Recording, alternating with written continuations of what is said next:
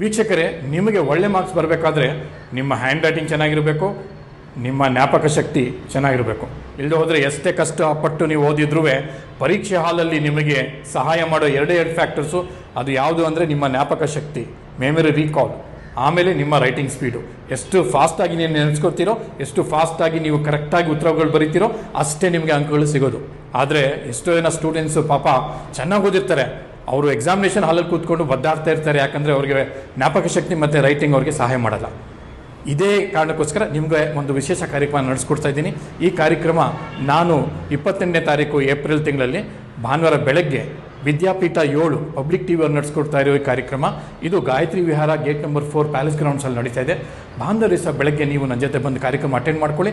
ನಿಮ್ಮ ಜ್ಞಾಪಕ ಶಕ್ತಿ ಮತ್ತು ನಿಮ್ಮ ರೈಟಿಂಗನ್ನು ಇಂಪ್ರೂವ್ ಮಾಡ್ಕೊಳ್ಳಿ.